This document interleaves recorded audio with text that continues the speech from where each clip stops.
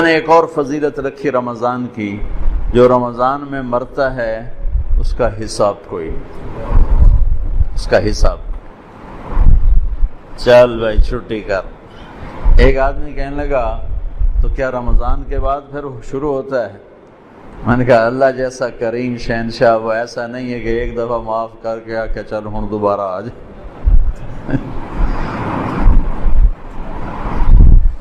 جب وہ ایک دفعہ اس نے چھوڑ دیا اب دوبارہ وہ اس کا کھاتا نہیں کھولے گا کہ چل آ بھائی ہوں رمضان گزر گیا چل کان نہ پلے۔ وہ جس کو رمضان میں موت دے رہا ہے وہ کوئی اس کی نیکی اس نے پسند کی ہے۔ اور نور جہاں مرحوم جب 27 رمضان کو اس کی موت آئی، میرا رب کہتا ہے میں شرک معاف نہیں کروں گا، باقی جسے چاہوں معاف کروں۔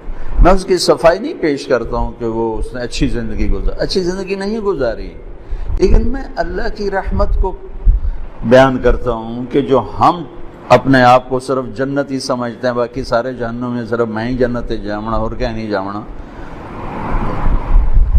لوگ کہنے لو جی وہ نور جہاں رمضان میں مر گئی، 27 رمضان کو مر گئی، میں کہوں اللہ تے مقدمہ کر دے بھئی یہ تو کی تھی۔ ارے بے وقوفو، میرا اللہ کہہ رہا ہے میں شرک معاف نہیں کروں گا، باقی جسے چاہوں معاف کروں۔ شہنشاہ ہے، اللہ کی قسم اس کا معاف کرنا بھی حق ہے، اس کا پکڑنا بھی حق ہے، اس کا دینا بھی حق ہے، اس کا لینا بھی حق ہے، اس کا مارنا بھی حق ہے، اس کا جلانا بھی حق ہے، اس کا اٹھانا بھی حق ہے، اس کا گرانا بھی حق ہے، اس کی عزت دینا بھی حق ہے، ذلیل کرنا بھی حق ہے، بیمار کرنا بھی حق ہے، صحت دینا بھی حق ہے، فتح دینا بھی حق ہے، شکست دینا بھی حق ہے، بلند کرنا بھی حق ہے اور پست کرنا بھی حق ہے۔ اس کا نام بھی حق ہے، اس کی شریعت حق ہے، اس کی جنت حق ہے، اس کی وحی حق ہے، اس کا محبوب حق ہے، اس کے سوا حق ہے کہاں؟ جس ہو جائے معاف۔ نور جہاں کا جرم تو تھوڑا تھا، گاتی رہی، وہ جو 100 آدمیوں کو قتل کرنے والوں کو اللہ نے کہا جا میں نے معاف کیا، بخاری شریف کی روایت، 100 آدمیوں کا قاتل کر جاؤ معاف کیا۔ تو ایک رمضان کی اللہ نے دولت یہ رکھی ہے کہ اس میں مرنے والے کی اللہ تعالیٰ قبر کا حساب کو نہیں تو اگلے حساب یہ اللہ معافی کر دے گا انشاءاللہ۔ تو بھائیو، رمضان کی تیاری میں ہے چند چیزیں جو رمضان کی رحمت کو روک لیتی ہیں۔ ایک شراب کی عادت رمضان کی رحمتوں کو روک دے گی، ایک ماں باپ کی نافرمانی رمضان کی رحمتوں کو روک دے گی، ایک رشتہ داروں سے لڑائی جھگڑے یہ رمضان کی رحمتوں کو روک دے گی، ایک دل میں نفرت پالنا کسی کی یہ رمضان کی رحمت کو روک دے گی۔ اتنا روکے گی کہ لیلۃ القدر میں ساری دنیا کے مسلمانوں کی اللہ بخشش فرماتے ہیں، لیکن اعلان کرتے ہیں شراب پینے والا معاف نہیں ہوگا جب تک توبہ نہ کرے، ماں باپ کا نافرمان معاف نہیں ہوگا جب تک توبہ نہ کرے، رشتہ داروں سے لڑنے والا معاف نہیں ہوگا جب تک ان سے صلح نہ کرے، دل میں نفرت رکھنے والا معاف نہیں ہوگا جب تک وہ اپنی نفرت کو صاف کرے، دل کو صاف نہ کرے۔ یہ رمضان کی تیاری کے لیے میں بہت تھکا ہوا تھا، لیکن شاید آج تراویح ہو یا کل ہو تو ضروری سمجھ کے بھائیو آپ سے بات کر رہا ہوں۔ اللہ مجھے بھی ہوش و سلامتی دے، میں بھی ان چیزوں میں ہمیشہ اپنے آپ کو شامل کر کے آپ سے بات کیا کرتا ہوں۔ تو جیسے حج پہ لوگ جاتے ہیں تو معافیاں مانگتے ہیں، بھائی معاف کری میں حج تے جا رہے ہیں، اس سے زیادہ ضروری ہے رمضان۔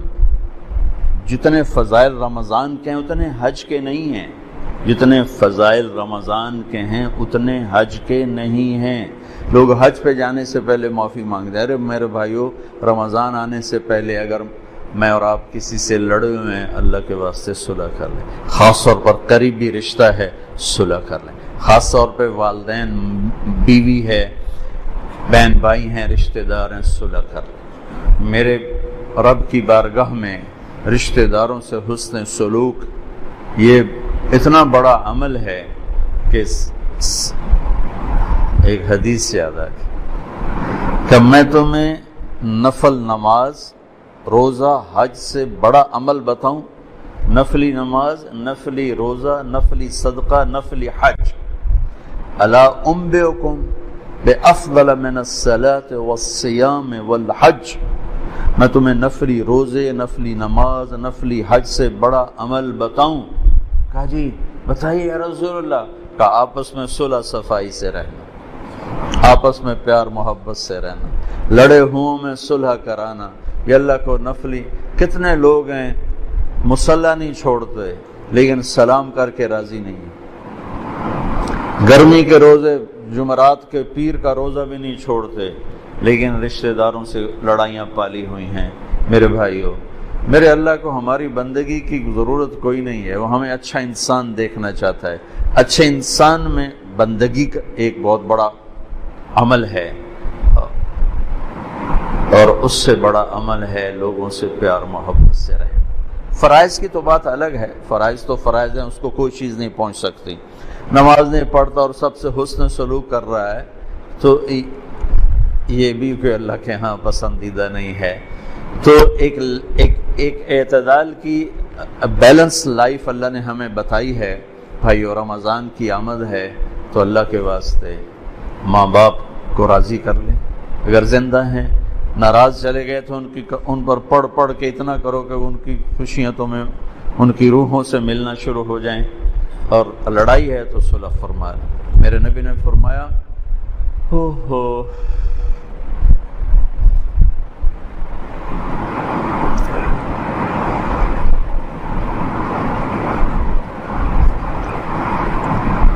میری ماں ہوتی، میں عشاء کی نماز کے مصلی پہ سورۃ فاتحہ پڑھ رہا ہوتا اور میرے گھر سے آواز آتی محمد، تو میں نماز توڑ دیتا، فرض نماز کا میں نماز توڑ دیتا۔ اور جب آخری رات ہوتی ہے تو اللہ تعالیٰ فرماتے ہیں میرے بندوں کے دن کے روزے اور رات کی نماز پر میں نے سب کی بخشش فرما دی۔ انطلقوا مغفورا لکم، جاؤ میں نے تمہیں معاف کیا، تمہارے سب اللہ تعالیٰ نے بخش دیے۔ یہ رمضان کی برکت سے اللہ نے اس امت کو یہ دولت نصیب فرمائی، جو پہلے امتوں کو یہ دولت نصیب نہیں تھی۔ ان کا روزہ بھی مشکل تھا اور ان کا اجر بھی ایسا نہیں تھا کہ جنت مزین کی جا رہی ہو اور مخلوق دعا کر رہی ہو اور شیطان قید ہو جائیں اور جنت کے دروازے کھل جائیں اور جہنم کے دروازے بند ہو جائیں، اور اللہ تعالیٰ روزانہ جنت کو تیار کرے کہ میرے بندے آ رہے ہیں، تو تیار ہو جا، میرے بندے آ رہے ہیں۔ یہ اس امت کے لیے یہ دولت رکھی گئی، اور اللہ کو ہماری بھوک پیاس نہیں چاہیے، یہ ہر عمل ہمارے فائدے کے لیے، ہر عمل ہمارے فائدے کے لیے۔ اور اللہ تعالیٰ نے اس روزے کو عجیب طرح اس کی فضیلت بیان کی ہے۔ نماز کا بدلہ جنت، حج کا بدلہ جنت، زکوٰۃ کا بدلہ جنت، ذکر کا بدلہ جنت، تلاوت کا بدلہ جنت، تبلیغ کا بدلہ جنت، تہجد کا بدلہ جنت، صلہ رحمی کا بدلہ جنت، سخاوت کا بدلہ جنت، معاف کرنے کا بدلہ جنت، تواضع کا بدلہ جنت، جھک جانے کا بدلہ جنت، محبت کا بدلہ جنت، ایثار کا بدلہ جنت، قربانی کا بدلہ جنت، قرآن کی تلاوت کا بدلہ جنت، تنہائی میں ذکر کا بدلہ جنت، سارے اعمال کا بدلہ جنت۔ اور روزہ، اللہ نے کہا روزے کا بدلہ تمہارا رب خود ہے، تمہیں اللہ ملے گا۔ جب اللہ ملے گا تو سب کچھ ملے گا۔ ہارون کی ایک باندی تھی، اس کا نام تھا خالصہ، ذرا سانولی سی تھی۔ ہارون کی 3000 باندیاں تھیں، ایک سے ایک بڑھ کر حسین تھی۔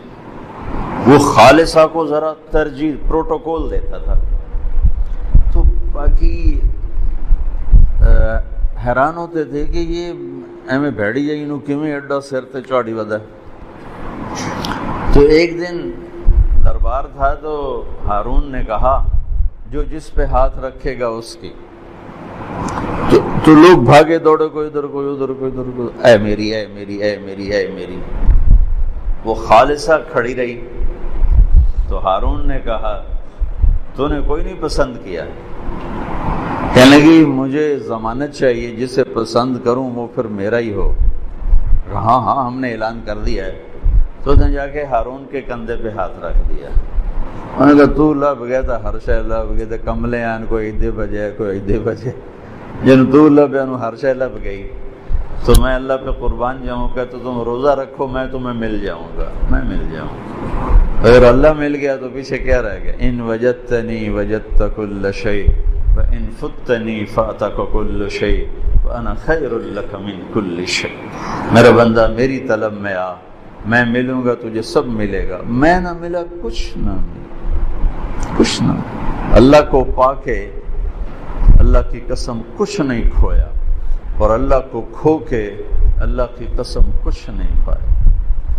ساری دھرتی سونے چاندی کی بن جائے اور تمہارے سامنے غلام ہو کر قدموں میں آ پڑے اور اللہ تم سے دور ہو گیا تو کچھ نہیں پایا۔ اللہ ہمیں آزمائش سے بچائے، عافیت سے اپنا ساتھ نصیب فرمائے۔ مثال کی بات کر رہا ہوں، سب کچھ کھو دیا، سب کچھ کھو دیا،